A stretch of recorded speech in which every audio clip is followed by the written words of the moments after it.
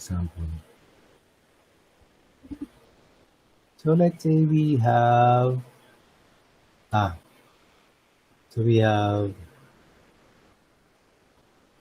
H3PO4. So this is an acid also, and if it is aqueous, it will give us H plus PO4. Tapos, since we have 3H here, dito magiging 3. This is 3H plus. So if we have, let's say, 0.5,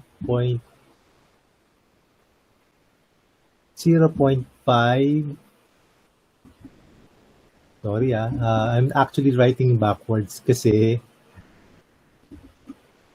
pag ginamitan ko ng software, bumabagal yung video, so naglalag tsaka so 0.5, let's say 0.5 molars. Okay, this will give us 1.5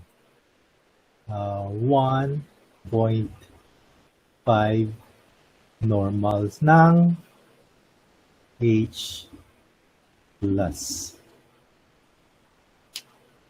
Okay? So, may formula talaga to, pero it's actually faster just to look at the molecule and then derive if you know the molarity of the thing, then you derive the molarity. Ganoon lang naman siya. How about pag base? Ano ba magandang base? Well, let's say NaOH, NaOH, this will give us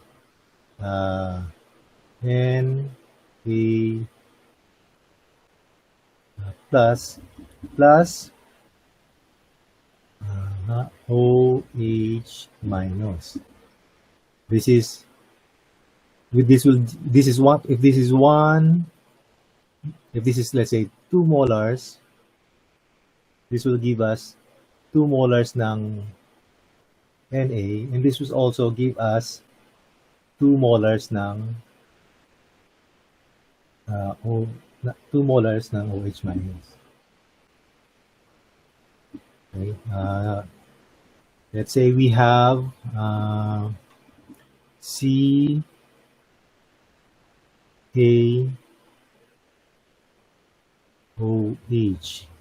Tama ba yung formula ko? CaOH. Tama ba? Tama ba yung formula ng CaOH? Sir, may 2 ba yun? Ay, wala pala. So this is, tama. Tama ka. There's supposed to be 2 there. So this will give us Ca